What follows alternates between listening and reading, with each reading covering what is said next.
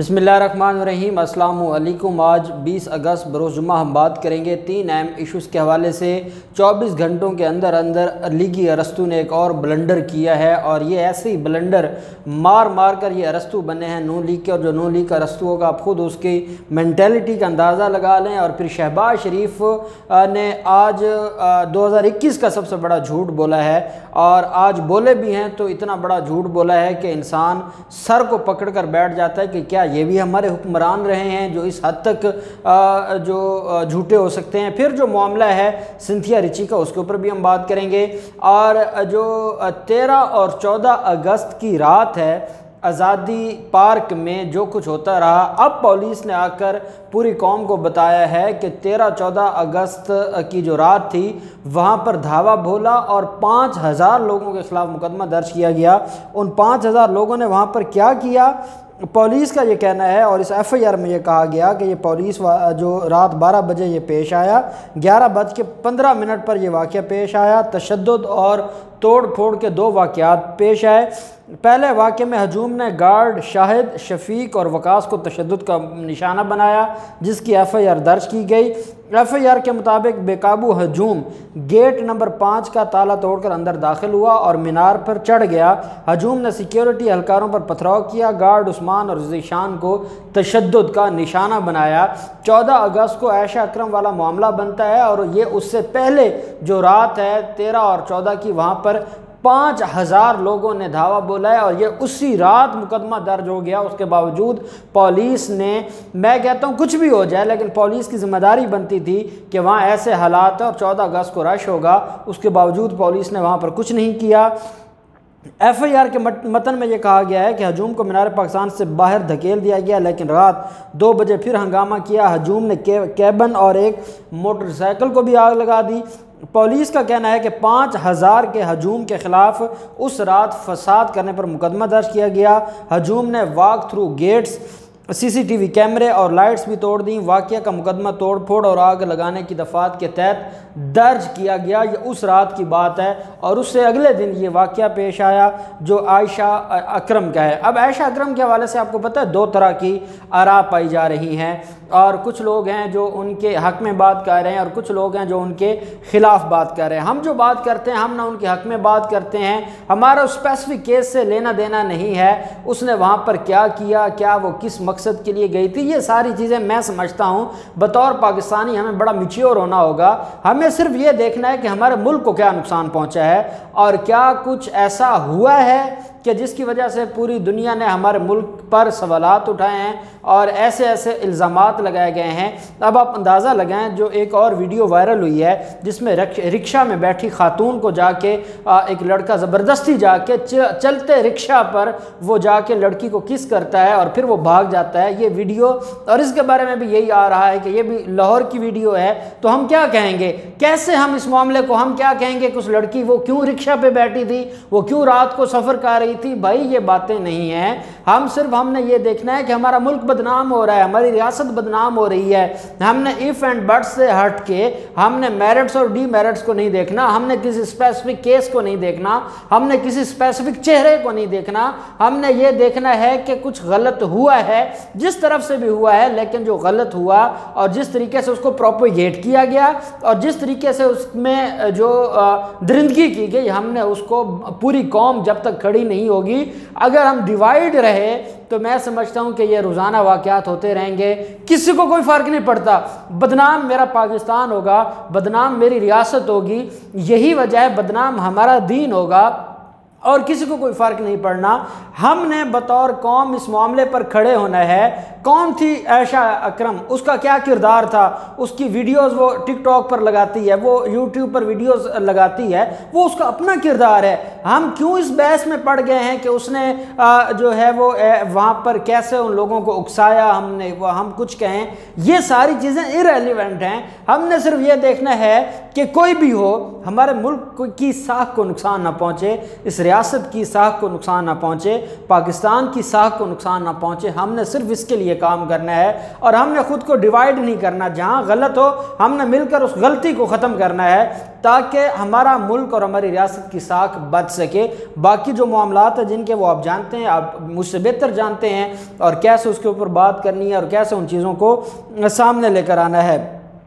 फिर मामला आ जाता है सिंथिया रिची का। आप जानते हैं कि कल ये वाक़या पेश आया और मैंने आपको बताया था सिंथिया रिची और बिलावल जरदारी की जो आपस में कन्फ्लिक्ट था वो मैंने आपके सामने क्लियरली उसकी सारी चीज़ें और आपके सामने सारे केसेस रखे थे।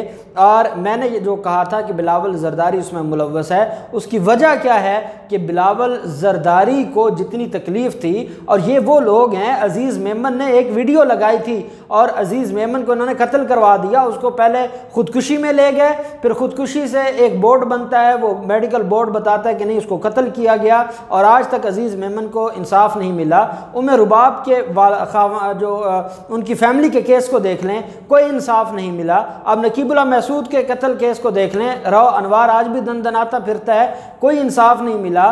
तो सिंथिया रिची जिसने इल्ज़ाम लगाया बिलावल जरदारी पर, बेनज़ीर भुट्टो पर, रहमान मलक पर, यूसुफ रज़ा गिलानी पर, आप इनसे कैसे उम्मीद रख सकते हैं कि ये इन्वॉल्व नहीं होंगे? क्योंकि अभी तो सारी मामलात, सारी चीज़ें खुलकर सामने आनी हैं। कौन है ये दरख्वास्त पाकिस्तान पीपल्स पार्टी ने इस्लामाबाद हाई कोर्ट में दायर की थी कि इसको मुल्क बदर किया जाए, और अब अगर दो लोग आकर कहते हैं कि आप मुल्क छोड़कर चली जाएं, तो इसके पीछे जो हमारे इदारे हैं उनको देखना होगा कि कौन है। और अगर वो भारतीय थे तो उनका भी, आपको पता है इनका बड़े करीबी तल्लुकात हैं और ये सारे एक ही चीज़ हैं, और ये अंदर से और बाहर से पाकिस्तान को नुकसान पहुंचाने की कोशिश करते हैं। अब ये जो अमेरिका के ऑफिशियल्स के साथ या अहम शख्सियात के साथ 21 को जा रहा है बिलावल जरदारी मुलाकात करने, तो क्या आपको लगता है कि पाकिस्तान के हक़ में ये मुलाकातें होंगी? ये लोग पाकिस्तान के हक़ में नहीं सोच सकते, ये सिर्फ अपनी कुर्सी के बारे में सोचते हैं। इनको कुर्सी चाहिए बस, और इनको कुछ नहीं चाहिए, और ये किसी हद तक भी जा सकते हैं और किसी के साथ भी ये इत्तेहाद कर सकते हैं।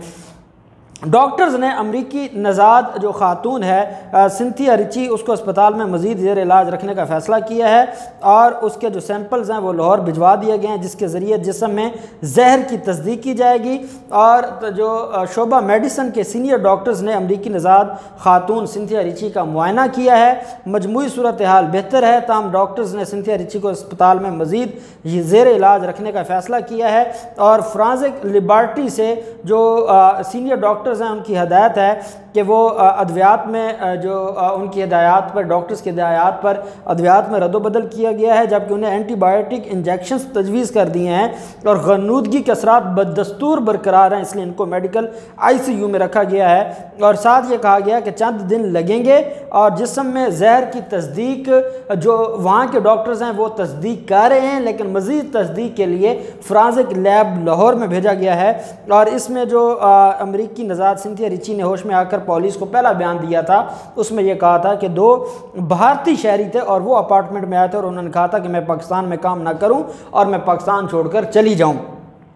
दूसरी तरफ शहबाज शरीफ, आप जानते हैं कि शहबाज शरीफ आजकल जो उनको एक रिलीफ मिला हुआ है, कासिम खान साहब चले गए और उनके जज भी साथ ले गए और आज तक नए जजेस अपॉइंट नहीं हुए, और अब वो कौम को भाषण दे रहे हैं। और जो शहबाज शरीफ है उनका ये कहना है कि अवाम आज 3 साल पहले के पाकिस्तान को हसरत से याद कर रहे हैं। ये कहना है शहबाज शरीफ का।